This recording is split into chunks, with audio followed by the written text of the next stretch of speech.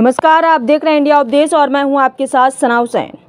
नगीना लोकसभा क्षेत्र से नवनिर्वाचित सांसद चंद्रशेखर आजाद रावण अयोध्या एयरपोर्ट पहुंचे।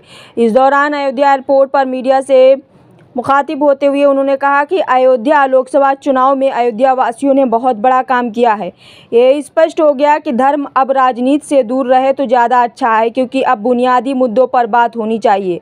रोजगार, महंगाई पर बात होनी चाहिए। धर्म आदमी का व्यक्तिगत अधिकार है। कोई किसी धर्म में आस्था रखे, कोई हिंदू धर्म में, कोई इस्लाम धर्म में, कोई ईसाई धर्म में, कोई सिख धर्म में, कोई जैन धर्म में। धर्म राजनीति में ना लाया जाए तो बहुत अच्छा होगा। इससे जनता के मुद्दों पर बात हो सकेगी। पुलिस और अर्धसैनिक बल बहुत बुरी स्थिति में है।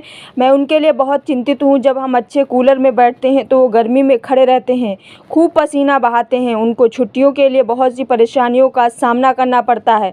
मैं पार्लियामेंट में इस मुद्दे को उठाऊँगा। इनसे 8 घंटे की ड्यूटी करवाई जाए, इनकी वेतन विसंगतियाँ दूर की जाएँ, सप्ताह में 1 दिन छुट्टी दी जाए, बॉर्डर स्कीम से इनको छुटकारा दिया जाए। अग्निवीर योजना पर बोले चंद्रशेखर आजाद। कहा, अग्निवीर योजना के खिलाफ हम लोग शुरू से हैं। अग्निवीर योजना के जरिए सेना का मनोबल डाउन हुआ है, क्योंकि कोई क्यों 4 साल की नौकरी करेगा। सब कुछ ठेकेदारी पर नहीं चलेगा। सरकार इस मुद्दे पर गंभीर हो तो अच्छा है।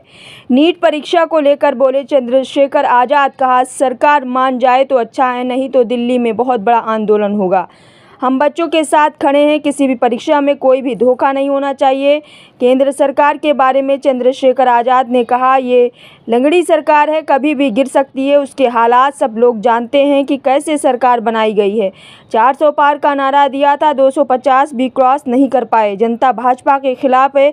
ये पूरा चुनाव जनता ने लड़ा है। अयोध्या इसका सबसे बड़ा उदाहरण है। बता दें कि दिल्ली से लखनऊ फ्लाइट मिस होने के बाद दिल्ली से अयोध्या एयरपोर्ट पहुंचे थे चंद्रशेखर आजाद। सड़क मार्ग द्वारा लखनऊ के लिए रवाना हुए। अयोध्या से ब्यूरो रिपोर्ट। जी सर, आप सर बम्पर वोट से जीते हैं आप, और जीतने के बाद सर अयोध्या आकर के यहाँ से लखनऊ जा रहे हैं, क्या कहेंगे सर? सर, मैं अयोध्या इसलिए आया हूँ क्योंकि मेरी फ़्लाइट मिस हो गई और मुझे लखनऊ मेरी मीटिंग है, इसलिए मैं जा रहा हूँ। मैं अयोध्या वासियों को, और अयोध्या वासियों ने तो बहुत बड़ा काम किया सर। इससे यह स्पष्ट हो गया कि धर्म अब राजनीति से दूर रहे तो ज़्यादा अच्छा है, क्योंकि बुनियादी मुद्दों बात होनी चाहिए। तो रोज़गार, महंगाई और तमाम तरह से कानून व्यवस्था, ये हमारे बहुत इंपॉर्टेंट इशू है। धर्म आदमी का व्यक्तिगत अधिकार है। कोई किसी धर्म में आस्था रखे, कोई हिंदू धर्म में, कोई इस्लाम धर्म में, कोई सिख धर्म में, जैन धर्म में। ये राजनीति में ना लाए राजनीतिक लोग तो बहुत अच्छा होगा, जिससे जनता के मुद्दों पर बात हो जाएगी। मैं आपसे ये कहना चाहता हूँ कि पुलिस जो है और अर्धसैनिक बल, वो बहुत बुरी स्थिति में है। मैं उनके लिए चिंतित हूँ, क्योंकि मैंने महसूस किया मेरी रैलियों में कि वो जब हम अच्छे कूलर में बैठते थे ना, तो वो गर्मी में खड़े रहते थे, खूब पसीना बहता था, और उनको छुट्टी के लिए बहुत सारी परेशानियों का सामना करना पड़ता है। मेरी ये मांग है सरकार से, और मैं पार्लियामेंट में इसको उठाने वाला हूँ कि उनको 8 घंटे की ड्यूटी की जाए पुलिस की, पूरे देश स्तर पर जहाँ जहाँ पुलिस वर्किंग कर रही है, और उनको जो है उनकी वेतन विसंगतियाँ दूर की जाए, बॉर्डर स्कीम से उनको छुटकारा दिया जाए, और उनके बच्चों के बारे में सोचा जाए। बहुत परेशान है वो लोग। अगर हम नहीं सोचेंगे तो कौन सोचेगा? तो हमारी जिम्मेदारी है। मैं स्पेशली उत्तर प्रदेश के मुख्यमंत्री से कहूँगा, उन पर पावर है, वो करें। पुलिस की 8 घंटे की ड्यूटी करें, उनको सप्ताह में 1 दिन छुट्टी दें, उनकी वेतन विसंगतियाँ दूर करें, और बॉर्डर स्कीम खत्म करके उनको उनके परिवार के बीच जाने दें। वो भी इंसान है। आप बताइए। अग्निवीर को लेकर के क्या निर्णय है? नहीं, अग्निवीर के हम लोग अगेंस्ट है शुरू से ही भाई। अग्निवीर के जरिए एक तो देश की सेना का मनोबल डाउन हुआ है, और आप समझिए ना, अग्निवीर में जो भर्ती हो रहा है उसको भी तकलीफ हो रही है, उसके परिवार को। 4 साल की नौकरी कहाँ करेगा? सब कुछ ठेकेदारी पर नहीं चलेगा ना। इसके लिए समझना पड़ेगा, और सरकार इस पर गंभीर है तो बहुत अच्छा है। नीट को लेकर के जो अभी निर्णय है, नीट अभी मैं उम्मीद करता हूं कि सरकार फिर मान जाएगी, वरना एक बहुत बड़ा आंदोलन हम लोग दिल्ली में करेंगे और देश भर के स्तर पे करेंगे। हम बच्चों के साथ खड़े हैं। किसी भी तरह की परीक्षा में कोई भी धोखा नहीं होना चाहिए। ये धोखा है, और इसकी जांच और दोषियों पे सख्त कार्रवाई।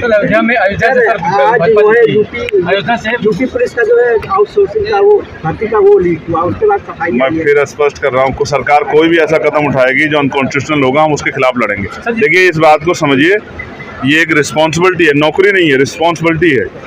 तो हम इससे क्या करेंगे कि जो लोग काम करें उनका मनोबल डाउन करेंगे। ऐसा नहीं होना चाहिए। सर, दूसरा बात यह है, अयोध्या में आप आए हैं, अयोध्या से भाजपा आ गई, और लोग यहाँ पर अफवाहें फैला रहे हैं सर, सोशल मीडिया पे कर रहे हैं कि अयोध्या ना आए, दर्शन न करें, पूजा न करें, यहाँ पर लोगों से बात कर दूरी बना करके। मैं फिर कह रहा हूँ, ये गलत है। राजनीति अपनी जगह है, धर्म अपनी जगह है। जो धार्मिक आस्था रखते हैं उनको आना चाहिए, लेकिन जो ये समझते हैं कि भाई हमें राजनीतिक वोट को बहुत सोच समझ के देना चाहिए, उन्होंने फैसले लिए। तो जनता का फैसला सर्वमान्य है, इसको स्वीकार करना चाहिए, इसको इस पे लड़ना नहीं चाहिए। 2027 का चुनाव कैसे रहेगा सर आपका? बहुत मजबूती से लड़ेंगे, 403 सीटों पे अपने दम पे लड़ेंगे दिल्ली जलसंकट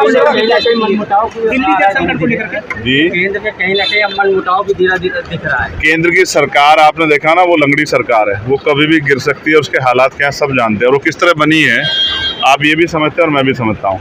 400 पार का नारा देने वाले 250 क्रॉस नहीं कर पाए सर, समझिए ना क्या चल रहा है। जनता खिलाफ है, ये पूरा चुनाव जनता ने लड़ा और अयोध्या इसका सबसे बड़ा उदाहरण। और प्रधानमंत्री जी भी देखिए बहुत करीब से बच गए, वरना तो हो सकता है कि बनारस में भी खेला हो जाता। किस चीज़ को? पानी की समस्या लगातार। हाँ, अयोध्या वाले अगर दिल्ली की चिंता कर रहे हैं ये बहुत अच्छा है, इसी को डेमोक्रेसी कहते हैं।